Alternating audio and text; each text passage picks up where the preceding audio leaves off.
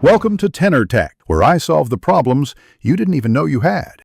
You must confirm basics fast: a 5G-capable Samsung, updated firmware, and an active Geo 5G SIM. Start by inserting the SIM into the primary slot and rebooting. This forces the SIM to register. Once done, open Settings and turn on Mobile Data. Then, navigate to Connections, right arrow Mobile Networks, and set Network Mode to allow 5G. This starts the registration handshake with Geo Towers. You do this now to trigger the carrier profile and attach to a 5G cell. Once your phone attempts 5G, you need precise network configuration.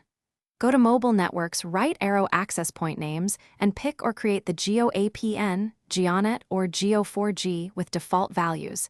Save and select it. Make sure VoLTE is enabled. Geo uses it for voice on 5G. Disable Wi-Fi calling if it conflicts. Then, use network operators and manually search to force re-registration to a Geo 5G cell. These steps ensure correct packet routing and proper IMS. Finish by confirming the 5G icon and testing speed. Perform this near an open window or outdoors for best reception.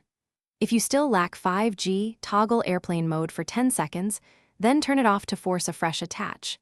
If that fails, reset network settings. This clears stale configs. As a last resort, collect registration details and contact Geo support so they can check provisioning and IMS logs. A single troubleshooting tip: toggling airplane mode often clears transient network binding issues quickly. Thanks for watching. Subscribe to keep your life in tune.